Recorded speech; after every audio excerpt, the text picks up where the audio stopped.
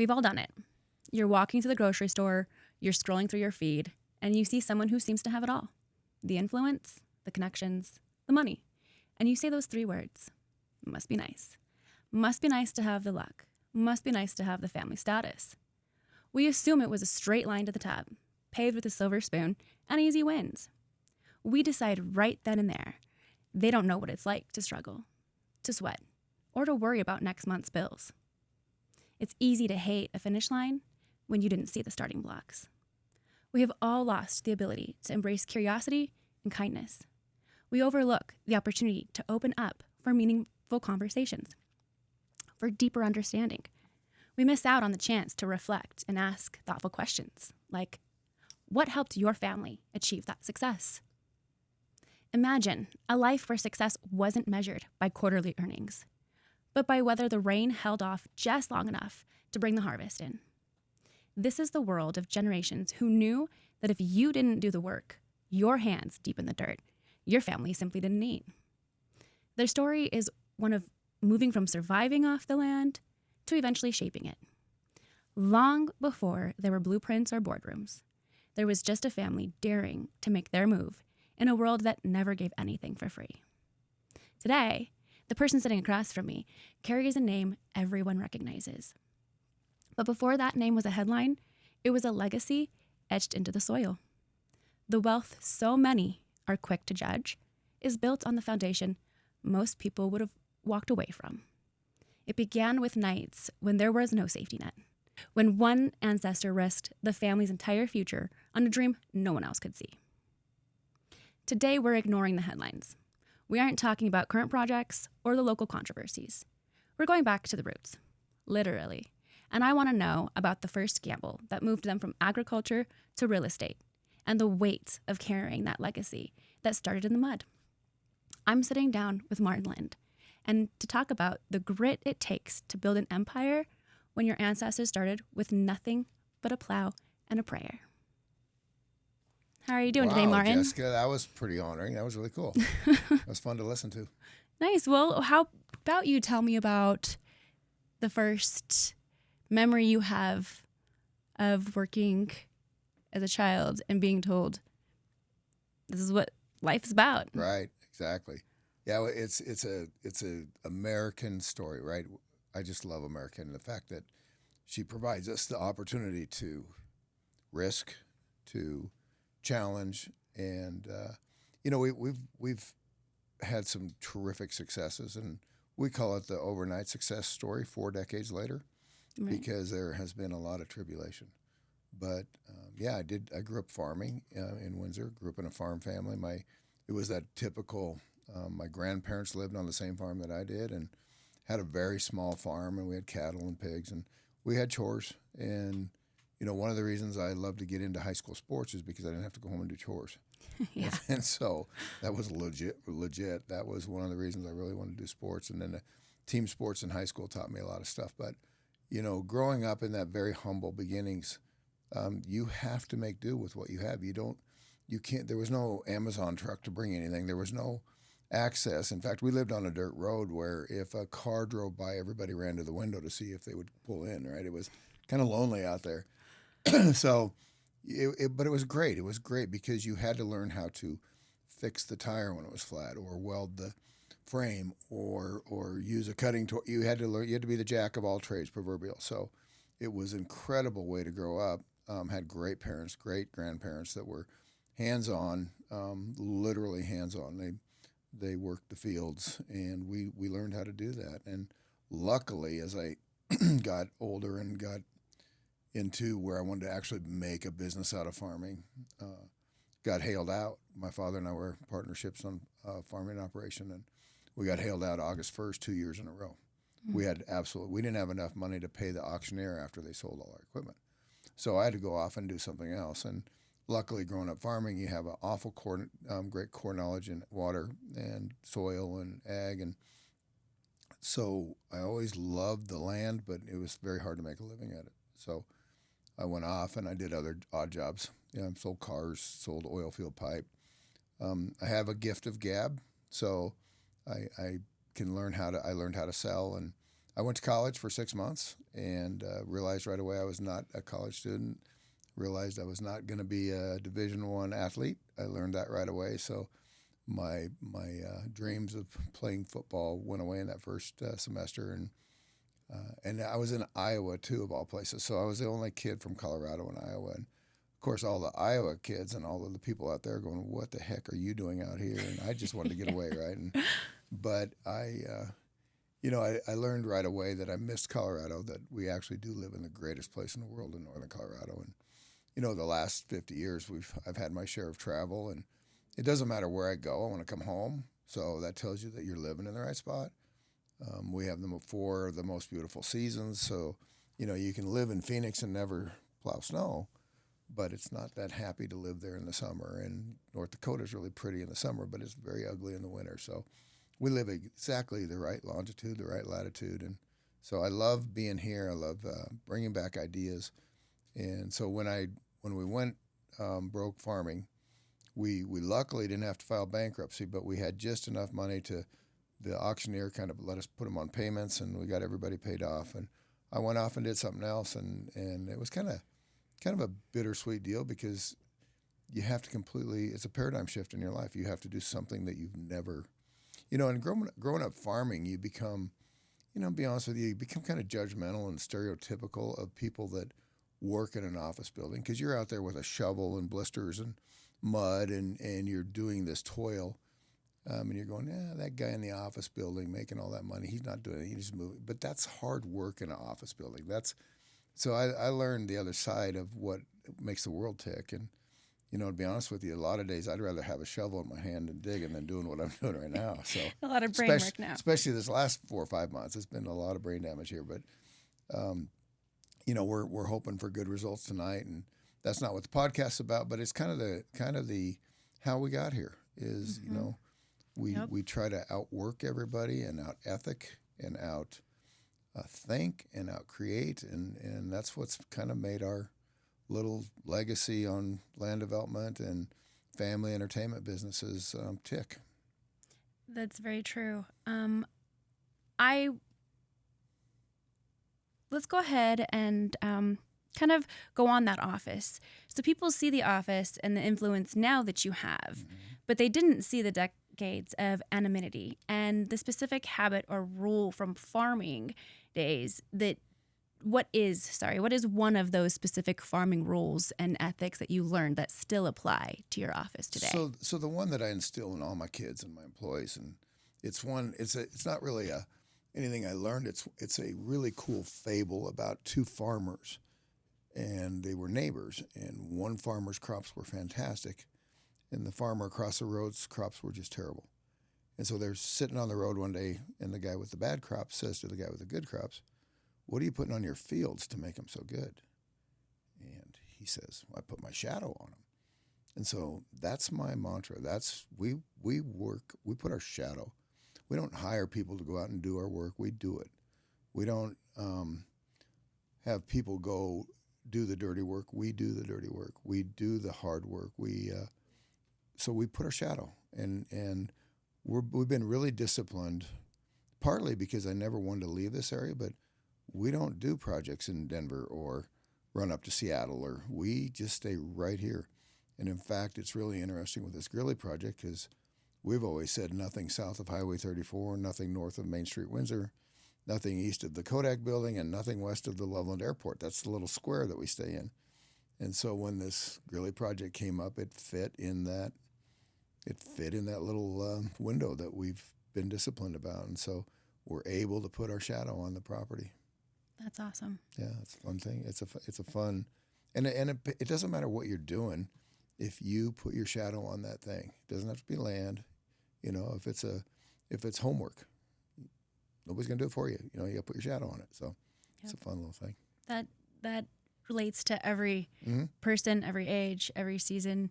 Absolutely. Just get your hands dirty and That's just right. do it. That's right? right. Be Yep. present, basically. And the other thing is when you're in the trenches with your family, with your employees, they feel much more comfort than saying, "I have to do this work," and the big man upstairs in the big office in the corner won't, he's like you had started this out with the silver spoon or that. There couldn't be anything further from our deal. It doesn't matter if it's running a loader in the gravel pit or if it's a toilet that needs cleaned. There's nobody above anybody in my companies. We all roll up sleeves. That's awesome to hear. Yeah, that you fun. carry that close to your heart. Yeah. So another one that I kind of wanted to touch on is the irony in working your way up from nothing, from the farming, only to realize that once you've arrived, you've traded that struggle for controversy, right? And how do you reconcile the fact that every grit that saved your family from generations ago and possibly your own children, right? So maybe not so long ago. Yeah. But what is one thing that everybody misunderstands about you the most today? Unfortunately, in today's world, the internet has a anonymous way of trying to paint a picture of somebody that it's not. And there are hundreds of things. I don't do social media just for that sake, but there are so many people that could just blindly throw some comment about who I am or what I am that couldn't be further from the truth. But, the old saying, you never wrestle with pigs because everybody gets muddy and they love it. A pig loves it. I'm not doing it. We stay above the fray. The success side of things is relative because success is, a lot of people see money as success, and I don't see it that way. We don't do projects where we look at an Excel spreadsheet and we look at the bottom right-hand corner of that and say, okay, that's our success. Our success is the earth right for this? Is the community right? Is when we're done, do people love to live here? When we're done, is this good for the community we're in or bad? And, our projects are unique, extremely unique. And, our appreciation on homes is the best in Northern Colorado. Our happiness of our residents is best. Our affordability is best. So we're really proud of the wake that we've left in our track across the land. And they are unique. But if we solely did an Excel spreadsheet to drive our model, it wouldn't look anything like that. There'd be a lot more density, a lot less amenity. There'd be a lot more profit in it. Profit is something that could be in the form of money. It could be in the form of happiness. It could be in the form of self-reward. So we don't see money as the profit. The haters on the internet will talk greed and they'll say that dirty Martin Lynn stuff, but that's just not who we are. And our track record stands for itself. So that is great that you mentioned that, because I know there's a lot of noise around that right now. And that there's plenty of town hall meetings for those details that everybody should attend to. But what I'm interested in is the man behind those decisions, right? When you're facing those kind of public pressure that you are today, do you find yourself leaning on a specific piece of advice from your father or grandfather to hold that thick skin? We were raised fairly strict when it came to don't talk bad about people, mind your own business, yada yada yada, right? And so I grew up in a Ward and June Cleaver type. That's my parents were so church going, and they were just that John Q. No money but happiness.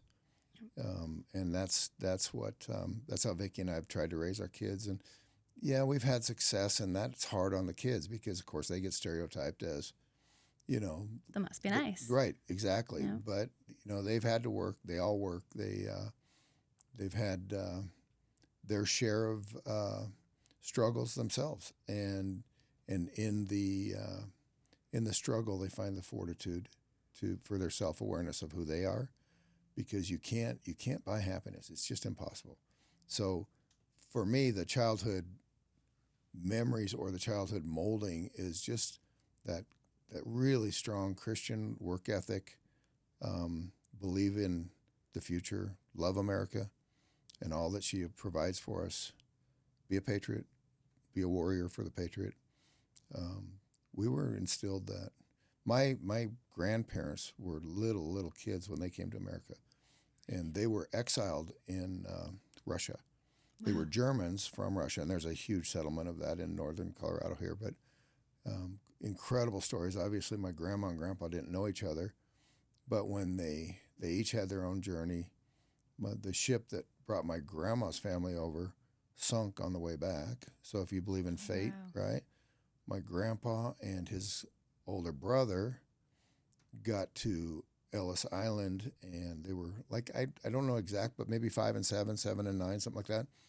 And the father, mother, my great grandfather, my great grandmother, and the sisters all got through. My grandpa and his brother had pink eye, so they weren't allowed in America. That's how strict the immigration was. Wow. So, if you can imagine, in 1903, shipping a 7 and 9-year-old boy back across the ocean, while mom, dad, and the sisters are on the other side of the fence. Pretty crazy story. Yeah. But they made it back over to Germany. By the time they got over there, their pink eye was healed up, but they didn't have the right money to get back over. So a sailor that was kind of taking them under his wings at the request of my great grandfather had sailor suits made for them and put them back on a ship as workers. Because back in those days, child labor was fine. It wasn't Right. taboo. It was just No such thing as child labor. right. So anyway, my grandpa was German, and he said he knew 3 English words when he was little, and it was called Vichve Windsor because he knew he had to get to Windsor, Colorado. Uh-huh. Yeah, so they went through Galveston on the way back and up on a train, and I don't know how logistically. I mean, can you imagine? I know that you would never let your kid go around the block without a cell phone now, right? No, So, I right? don't. No. Right. So if you could imagine, so I believe in fate. I believe I'm supposed to be here, and we have decision making that are prayerful. Like we sit down and go, should we do this? Vicki and I started in Greeley in business after I went broke farming, and we did a project in West Greeley. It's interesting. We did a project at 35th and 20th called Westlake. Very contentious. It was crazy. I didn't have a clue. I was 28 years old, didn't have a clue what I was doing, and we ended up winning a zoning, got sued, got put in a referendum. There was no social media then, so it was harder for them to shed hate innuendo, Yeah. but it was still happening. But we ended up winning that, built a beautiful mall called Westlake Village, and Still standing today. yeah, ended up selling out of that so that we could have the equity to continue to work on the Windsor project, which is Water Valley now, and it's So Westlake was the pivotal moment for you It kind of from was. farming to the commercial real estate yeah. industry. I did about 5 years of other things in between that, but then that opportunity showed, and it was interesting because King Soopers wanted to be there so bad, but nobody could get his own. It had 14 failed attempts prior. Wow. Yeah, it was really politically controlled, and so I looked at it and go, well, why wouldn't? Well, that'd be a great spot for a grocery store. So And it is. the naivety and the innocence of not knowing what the face slapping machine looks like. I said, sure. So Steve Watson was my partner at the time, and we got put in a referendum, and we put our shadow on it. We built a little deck out there with a little construction trailer and cooked hamburgers and hot dogs for 90 days and got people to come out. And the opposition was a group called CARE, Citizens Against Rezoning Efforts, and we ended up landsliding that and winning, and we built a cool little thing. Yes. So it's interesting. I'm kind of bookending my career right here in Greeley, Colorado, with a referendum. That's amazing. Yeah. I mean, I don't like it, but that's where we're at. unfortunately, the full circle, right? Mhm. Yeah. So there are, you talk about happiness and how that's what drives you. So to you, and what does the happiness look like? And if it's not that bottom dollar, if it's not the profits, what does make you happy in life? Living, working, and breathing 5 minutes from everything, that's happy. Coming home to my wife every night and having a beautiful place to live and a great family, and having 15 grandkids, all within 5 miles, and having our house looks kind of like an orphanage every weekend, and it's that's happiness. That's having family, faith, everything glued together, being there when there's big need. One of the most satisfying and rewarding things that we do is benevolence, because that was one that I will tell you, if you're looking for childhood foundational things, it was you give. When you do good, you share, you give, and so one of our favorite things is to give. And we've helped start charter schools. We have a calling. We like to give back, and there's need everywhere. So we kind of feel like the need needs to be radiused around us, because there's need everywhere. We could run to Africa and fill need. We could go to South America and fill need, or we could stay within 10 miles of our house, and the need's enormous. And it's a plethora of need. It isn't, it's everything from drug addiction to alcoholism to loss of a child to people that are grieving over a dog. Like, there are people that get suicidal over the loss of a dog, right? And it seems silly, but it's real, and it's right here. It's right under our nose. So, another one of those little mantras that I love living by was Mother Teresa was doing some missionary work, and this is a true story about somebody that was helping her. I don't know the details of the story, but he was there for one day, and there was death and famine and all the starvation of all these kids, and he went up to her and he said, how, this is insane. How do we do this? How can you do this day after day? And he goes, what do I do? The need is so giant. And she said, just do what's in front of you. It's pretty simple. Yeah. Do what's in front of you, and, love your neighbor, right? Right. Yep. Just do what's in front of you. So that's kind of what's cool about, I'm just kind of doing what's in front of me. That is awesome. And something that we all need to live by, right? Presence. Right. Be present. And that also means be present in your community. 100%. Instead of looking outwards, because the world is huge and it can be overwhelming, especially the way after COVID, right? Everybody got turned upside down, and it was such a brutal thing. It just was brutal. And and I don't think anybody really knows what true effects, like those kids that were masked up in schools when they were 5 and 10. We don't know what's going to, they're now 15 and 20. And I mean, those were scarring moments for that generation. Yeah. It really was. Yeah. It really was. And the fallout, right? We're dealing with all of the fallout constantly, every day, one way or another. And going back to, you love that you're in your home now and creating the life that you have with your wife. What kind of memories come up about your childhood or from your parents to say, I remember this and I can't believe where I'm at today. I'm so thankful for where I'm at today because I grew up with XYZ. Right. So tell me a memory that very humble. We actually had a home south of Windsor where we had to haul water. There was no water system out there. So all the neighbors had water trucks, and once a week you'd go get water. So you got yelled at if a faucet was left on, right? My brother and I had to share the bath water. I had 3 older sisters, 2 parents and a brother, and I was the youngest of everybody. But we had one bathroom. So you learn to pee outside really quick when you have 3 older sisters, right?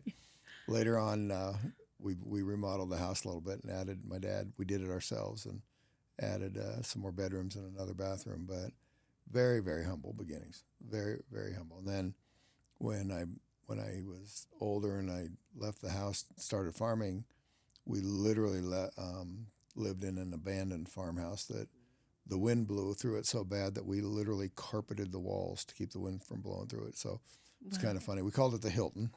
Very resourceful. It was a 2-bedroom, 900 square foot house with 1 bathroom, and it was literally built in the early 1900s. But it was great, and those were my partying years. So it didn't bother us whatsoever to live in something that would today not be habitable. It's amazing what you can do when you're younger, and you think, man, there's no way that I could be laying on the ground right now. Yeah, in fact, I was living there when I met my current wife, Vicki, of 40 years now. So she obviously wasn't looking for the gold mine either. Yeah.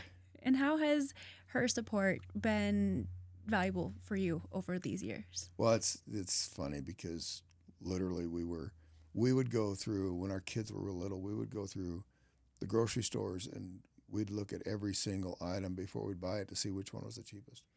Diapers, bologna, it didn't matter. We just didn't have any money. We had no money. So, but I was always trying to buy farms and get people to own or carry me because I didn't have any money. And it was one to two, two to three, three to four. That's how my career started. And she was always questioning how the heck we could buy a farm when we couldn't afford groceries. But it was because I would talk people into owner carrying it. And back in those days, I hate to date myself much, but it was a very standard thing back then when a farmer would sell out. He wants to retire, and so anyway, she's always supported me. She's always been by my side. She's wants to murder me half the time. Then that's how you know Right, you're in a right. real marriage.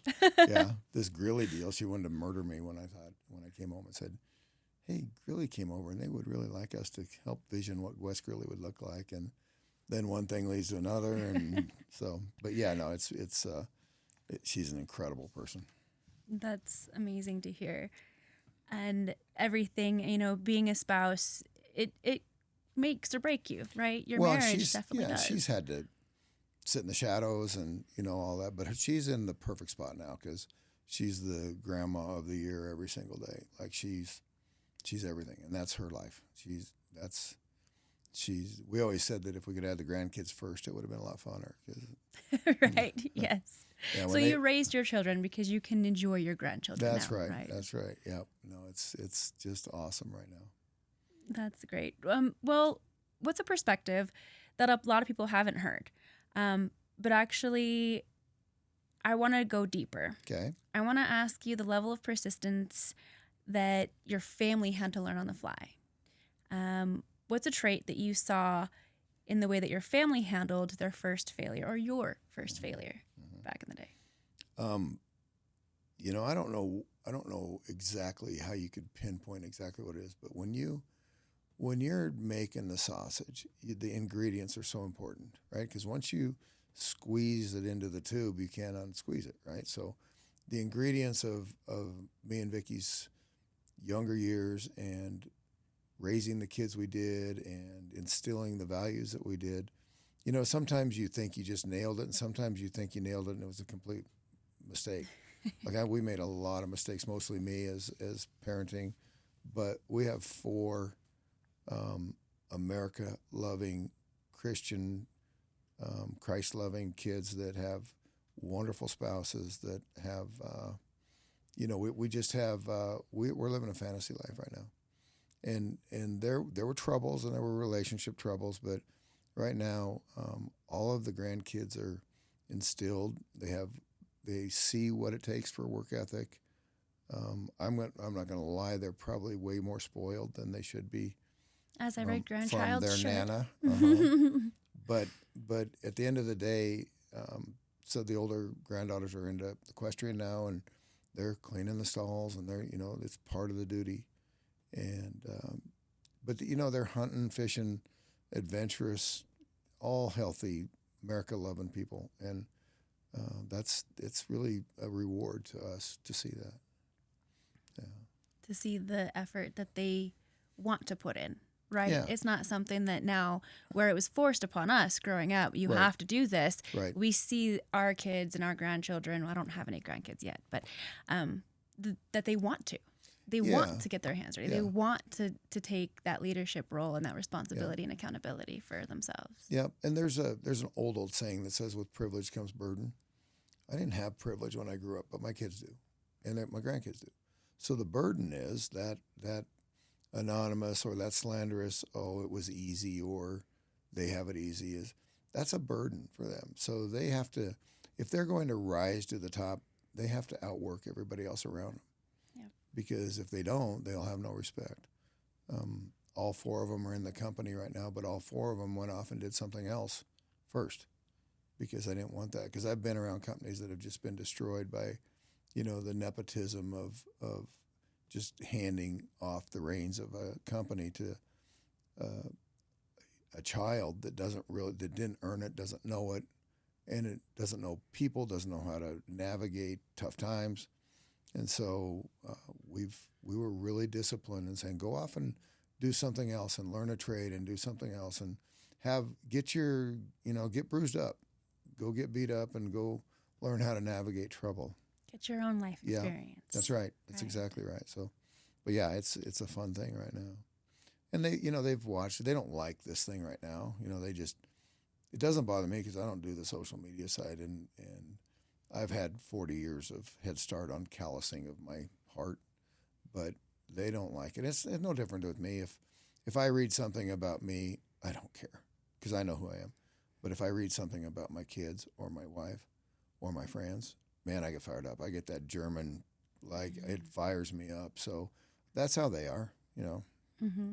They want to defend and they know me, they know our family, they want to defend our honor and all that. But, the comfort in this is 100 years ago, 125 years ago, Teddy Roosevelt was just being brutalized because he felt that maybe the earth had some value and maybe we should go out and buy some land, Yellowstone, national parks. He was the president that preserved those millions and millions and millions of acres of that. And he had a famous saying, famous speech, and I don't remember all the details of it, but it was basically pay no attention to the critic of the doer. If you're a doer, you're going to have a critic because the non-doers are going to be your critic because they're not doing it. They're going to slander you. They're going to say it was easy. They're going to say it was given. It was silver spoon. They're critics, but they're not the doers. They're the critics. And so when 150 years or 125 years ago, somebody was witnessing and recognizing that it doesn't matter what he does, the critics are the critics of the doers, not the not doers. If you do nothing with your life, if you do nothing with your career, you're probably not going to have a critic. Yeah, that's very true. Yeah. Yep. Well, let's go ahead and go. I'm going to do like a rapid fire type of question situation here. Okay. And just to get to know you a little bit more on a personal level. So the quick response, first question. What was the very first job you ever had on the farm where you felt like you truly earned your keep? And it might not have been the farm, but to date. Probably when we got old enough to drive tractors and you got set out in the field and 4 hours later they came back and handed you a sandwich. There's your reward. Yeah, you did a good job. Exactly. You didn't get yelled at, right? Yeah, we had no cabs and we were eating a lot of dust. So that's awesome.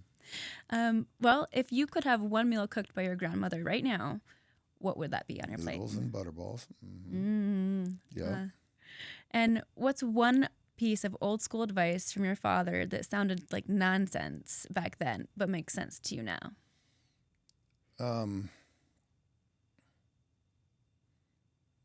Don't worry about it. Just let it go. Because I was a lot more aggressive than him. My dad was very passive.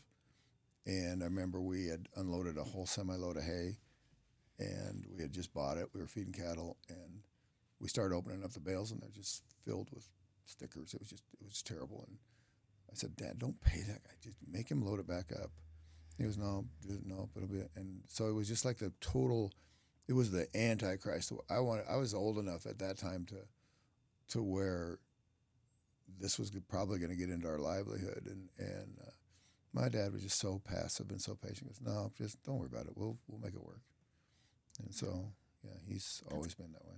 That's great advice. Just keep moving on. Keep I wish doing what you do. Yeah, I wish I had more of his patience. Yeah, Yeah. It would keep me from all those thoughts of wanting to strangle people all the time. I agree with you there. I have no patience. The little patience I have is because my 4 children gave them to me. Yeah, they'll teach you patience. Yes. Here's another one.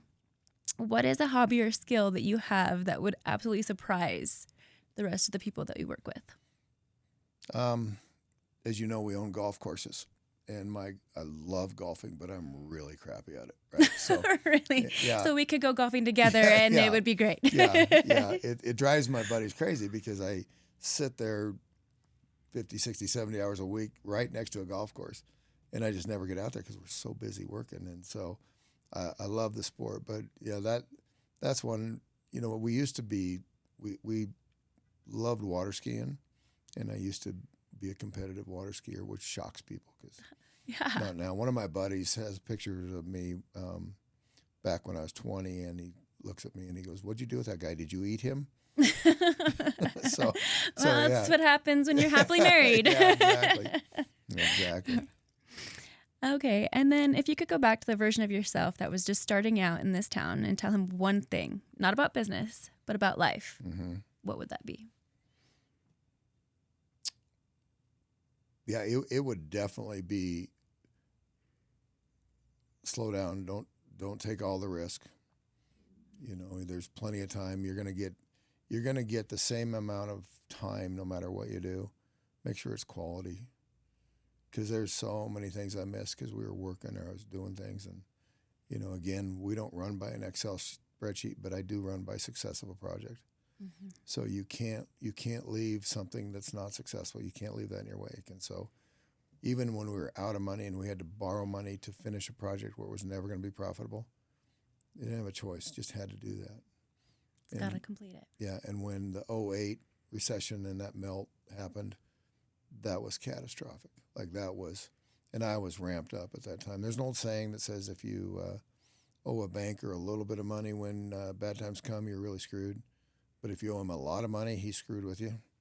There you go. That's how I got through the recession. I owed so much money that they really just had to kind of figure out how to navigate it because it would have Make it hurt their work. banks. Yeah. Yeah. And some of those bankers are some of my best friends right now because we wrote it out and they all got paid 100%.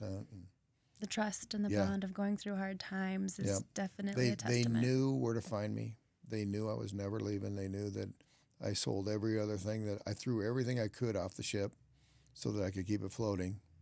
And so all the toys were gone, so that they knew I was there working and they stuck in there with me. So it was quite a testimony. Well, And that that's was a amazing. hard recovery too because the recovery was very slow. Ve- Most recessions have a steep bell curve and you go in it and then you come out pretty steep, but that one had a really slow bell curve and it took forever to recover. Yeah. Yeah, I think everybody is Mhm. still, the PTSD from that time period. Yeah, It's well, still, and then we just get out of it and start thriving again, and then COVID hits, and you go, ugh. But it's interesting. COVID in March of 20, I thought, oh man, we were just ramped up at Rain Dance, and we were really doing good, and this hits, and I'm thinking, man, this is just like I don't know if I want to be in business because these cycles are just too hard to. But COVID ended up manifesting Rain Dance into a rocket ship because all of a sudden all the offices were closed and everybody could work from home. And anybody that home happened to be in a bad zip code said, man, we're moving to a cool zip code. yeah. And Windsor in northern Colorado was a super cool zip code to move to. So we were actually the number one land development for absorption in Colorado for 3 years. And in the map of the United States, they're the top 20. It was funny because there's they map them out. And there's all these little stars down in Florida, Texas, California, and maybe a little bit in around Vegas, and then this one glaring star in all of the United States, right there in northern Colorado.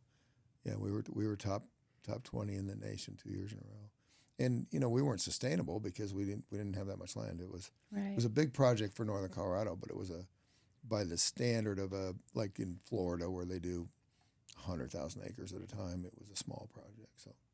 But yeah, it really accelerated that into just a rocket ship.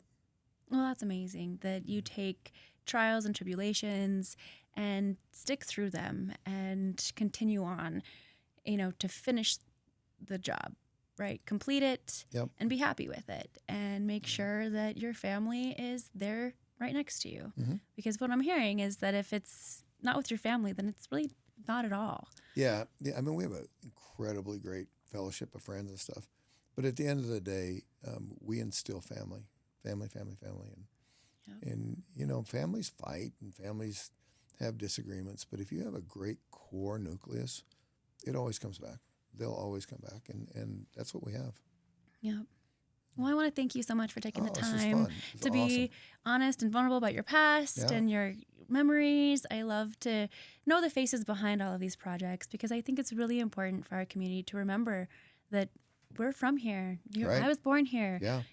We love our community. We want to see it evolve and grow, and we're here to support that. And that's Well, that's kind of what's exciting about kind of the bookend of my career is I've always been Well County.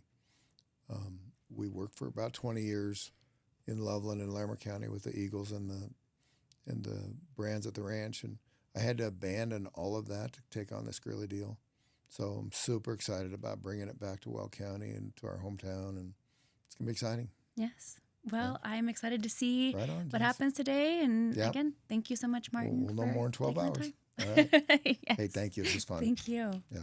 We live in a community where everyone thinks they know everything about everyone else's business. But the reality is, once a person reaches a certain level of visibility, we stop seeing them as a neighbor and start seeing them as a monolith.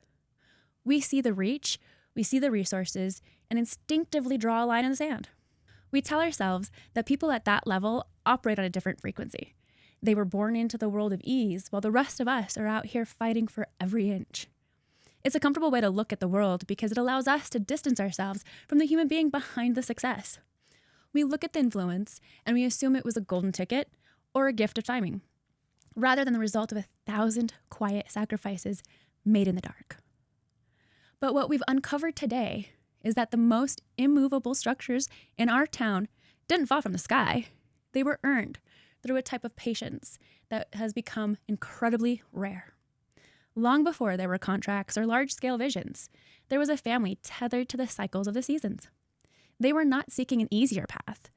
Rather, they aimed to maintain their relevance within an environment where nothing is guaranteed. They understood what it meant to wait, to hope for a favorable season, and to realize that if the work didn't happen today, there would be nothing to show for it in 20 years down the line. That isn't corporate strategy. That is a survival instinct passed down through the bloodline. Sitting here today, I've realized that we've been so distracted by the noise of the present that we've ignored the decades of silence that came before it.